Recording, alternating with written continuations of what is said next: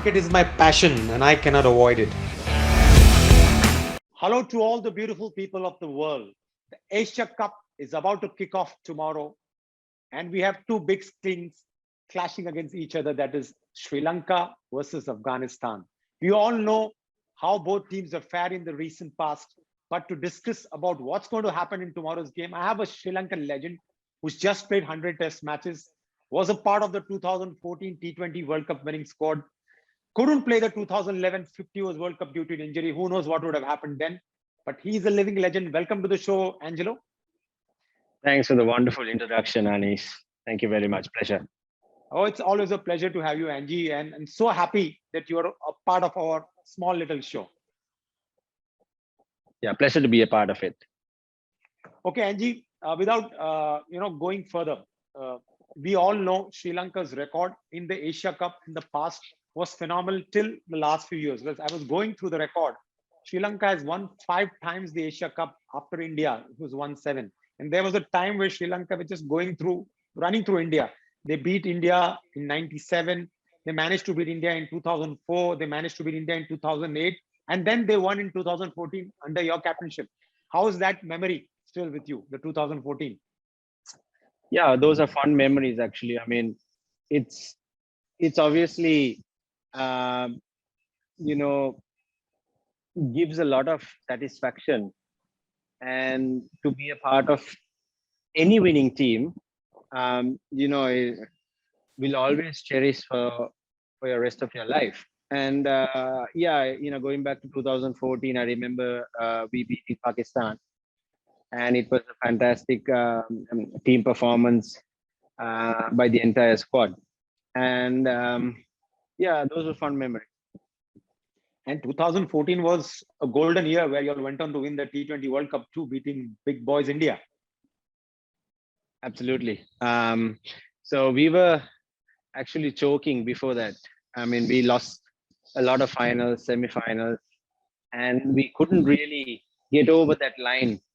And we had a fantastic run in 2014 where we won almost every single game. I mean, we were there for like 3 months playing one day as first, and then test matches, and then one day as against Bangladesh, and then the World Cup happened.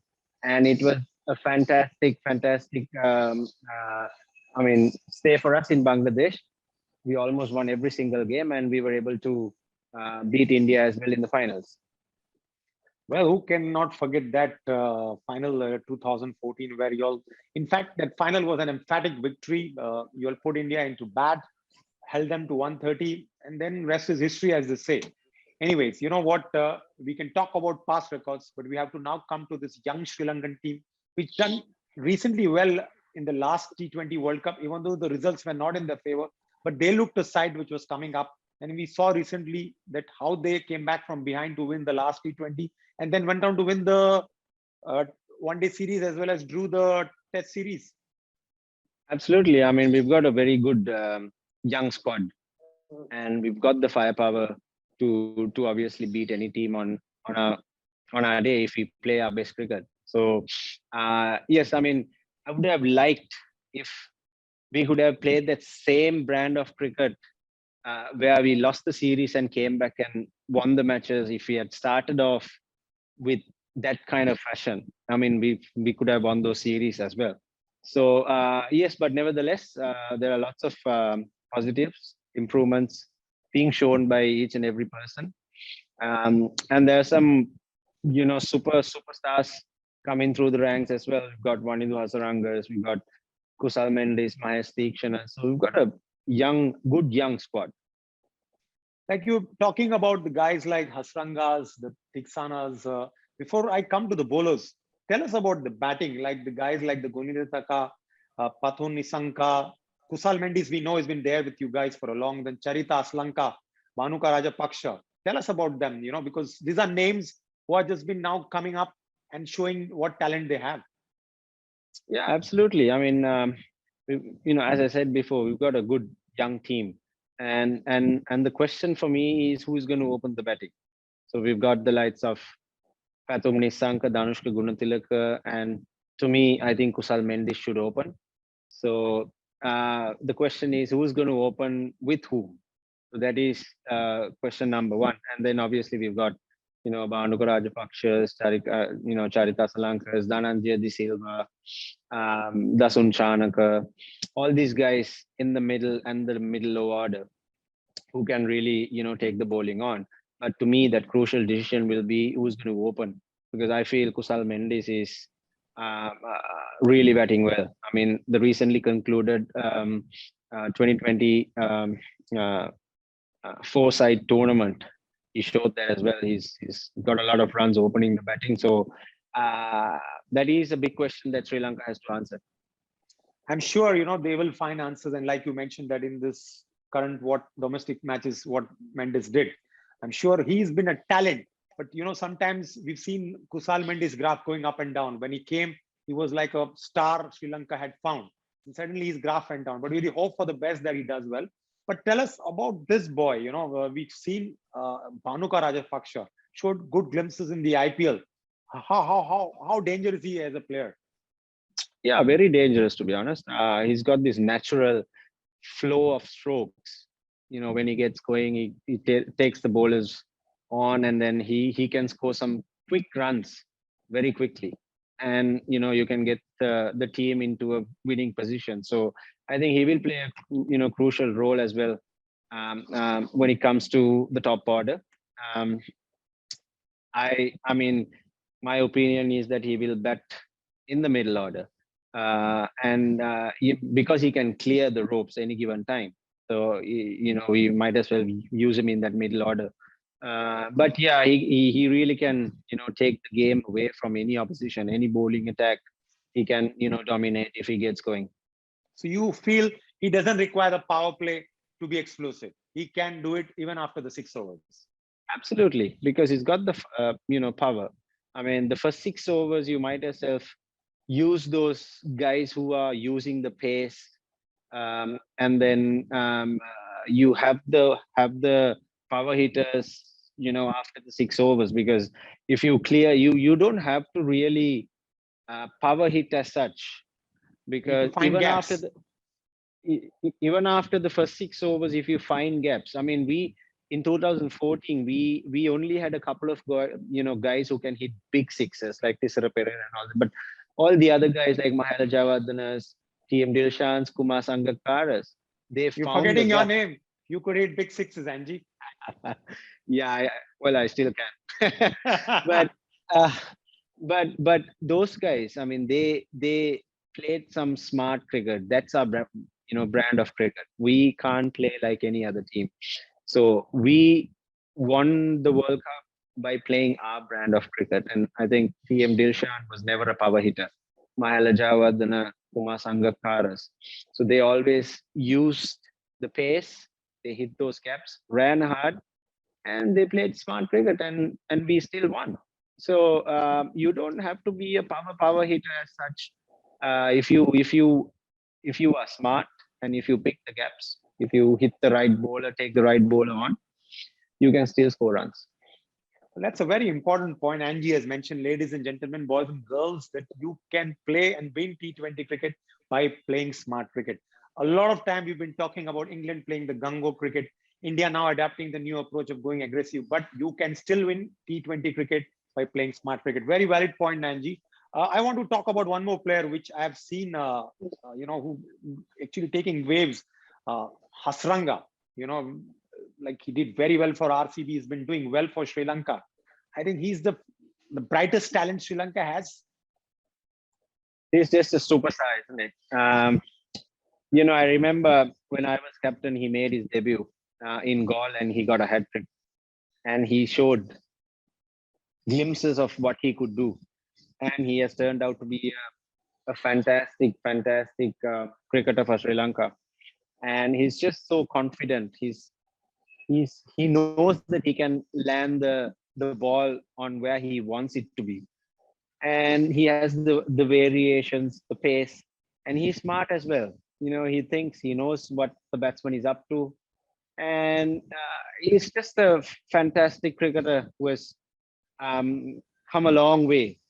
And I mean, we've got a good supporting role for him as well, where Mahesh Theekshana comes into play. Unfortunately, Dushmantha Chamira is injured, whereas we had a few injuries, and the selectors had to replace a few other guys. But we still have a good enough bowling attack. So it's all about scoring those runs. You mentioned about Hasranga, like he took a hat trick in the first series, and we all know what he can do. But I believe he's also got talent with the bat. Sometimes he doesn't do justice with that. Do you agree, or it's just that the format is such that you have to go from ball one?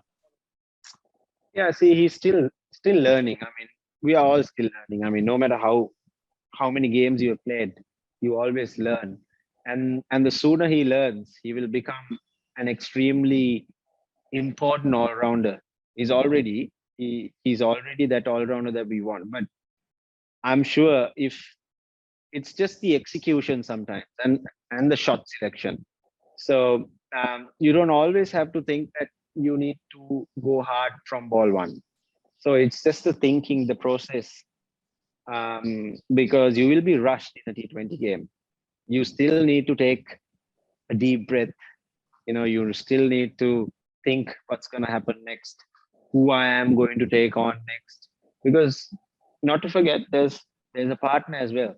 He can take the other bowler on. So you don't, as a player, you don't have to feel that you always have to take it on. You always have to take it on. No, sometimes you just go 20-30 runs in about 5 10 balls, but sometimes you take time to sort of get going. So you have to understand what's happening at that time on that day, and to pick your bowlers. But I'm sure if he uh, execute it properly, and also shot selection, if he find that balance, I'm sure he will be very consistent with the bat as well. Well, these are golden words. If you are not listening to what Angelo Mathews, the smart cricketer, is speaking, he's talking that sometimes you need to remember that you have a partner on the other end who can take the other bowlers on and take the game deep. And this is something which is what the likes of Angelo Mathews have done, the MS Dhonis have done, and that's why they have been so successful. Absolutely perfect. You mentioned about Mahesh Tiksana. This is one guy I've always seen him, the likes like Angelo you're talking about Mendes, who had that flipper, the carom ball. He's in the same mold. Absolutely. Ajanta Mendes.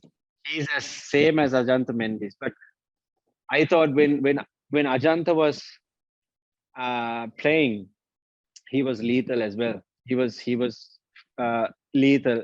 Well, Mahesh Theekshana is, but Ajanta had a lot more variations than Mahesh Theekshana. But Mahesh Theekshana will also learn, and he's obviously his idol.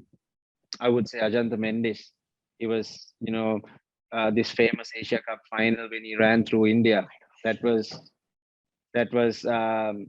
one of the moments that we will never forget. And Mahesh is also in the same mold, but as I said, he's still young to international cricket, and the challenge will be when the batters starting to read him. And when the batters start to read him, then the challenge is you got to think one step ahead of the batsman. And you've seen Sunil Narayan's, Ajanta Mendes. Even though the batsman started reading them, it's still difficult to get away with those kind of bowlers. So that is going to be the challenge for, I would say, all the bowlers going forward. To hit the nail, let me remind all my viewers on the show, there was a bloke called Ajanta Mendes who blew India away with his variations and different type of deliveries. That the first time I heard what's a carom ball, and India was just blown away by one man, 6 for 13. And now we have Mahesh Tiksana, as Angelo Mathews says, he will learn, he will have more variations, but batters also will find a way out. We'll have to move a little more ahead than the batters think. That's what Angelo Mathews says, right? Absolutely. Fantastic. Let us come to your captain, Dasun Sanaka. Tell us more about him. Yeah, I think he's finding his feet, as a captain, and I mean, obviously he's had those exceptional innings over the last few series as well, where he can, really take on the bowlers, take the game away from the opposition. So he needs to sort of get away from his captaincy burden and just think as a player and what he can offer to the team with bat and ball both. I mean, obviously, when you captain, sometimes you think about me being a captain rather than me being a player. So, it happens to all of us. So then you get more pressurized, and then you don't have enough time to make those decisions. So you need to sort of sit back a little bit.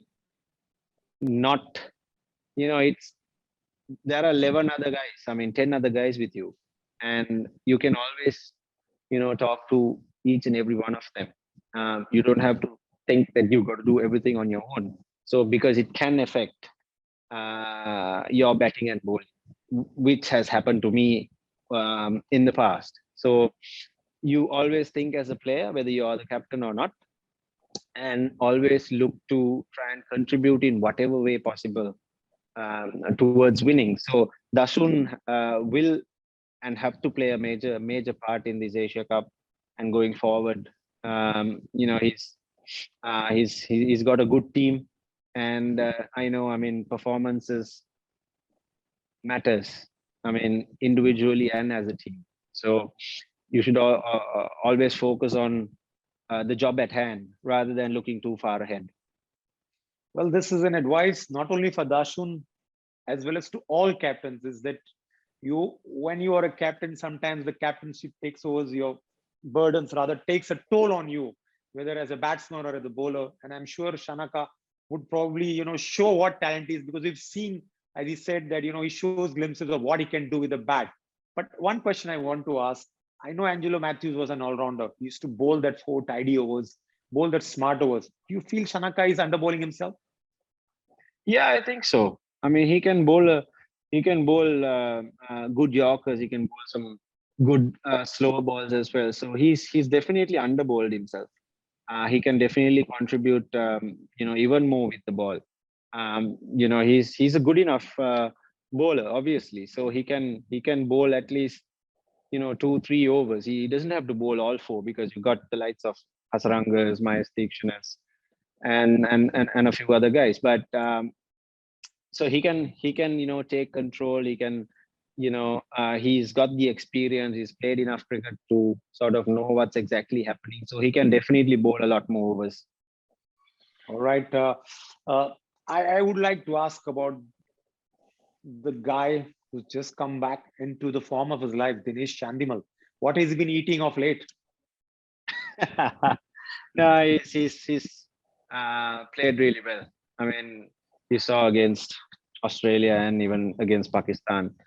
He's in tremendous form, and obviously the formats are different, but he's played some exceptional cricket over the past few months. Fair point. Before I let you go, you're playing a dangerous side called Afghanistan. T20 is such an unpredictable format, but this is one format the Afghanistan team probably prefers more than anybody else, because they have the firepower, they have the spinners, and now they have a pace attack. How do you see Afghanistan? Afghanistan, we've always never taken them light, because they can upset any team on any given day, and they've got experience in all 3 departments, I would say. So Nabi is obviously captain, but Rashid Khan, Mujibur Ahmad, and Gurbas, all these guys have played plenty of cricket all around the world, and we've played against them as well. So we know how dangerous they are. So we cannot relax against a dangerous Afghanistan team. We have to play our A game to win against them. And they've got a very good bowling attack. They've got an extremely good bowling attack. Spin heavy, obviously, but they've got that blend of youth and experience, we cannot take them light.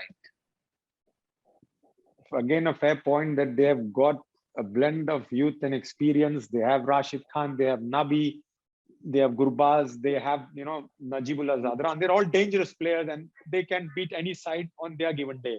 That's a fair point. So we should have a cracker of a game. I probably have to ask you one more question. India versus Pakistan. Whom do you give the edge in the first match coming the next day? See, it's a toughie. It has always been a toughie because Pakistanis are very unpredictable. They can, as I always say, they can beat any team in any condition when they are going. But Indians have dominated actually over the past few years. So it's going to be a cracker of a game. I can't pick a team, or obviously, because as I said, Indians have dominated over the past few years, and Pakistanis have showed what they're capable of when they get going. So it's going to be a cracker of a game. We all can't wait for it, Angelo. Absolutely pleasure to have you, and you have really put up your thinking hat. And I'm sure guys who will listen to this show would give their ears. It's easier said than done, but if you sometimes follow the big boys, you can deliver. Thank you, Angie.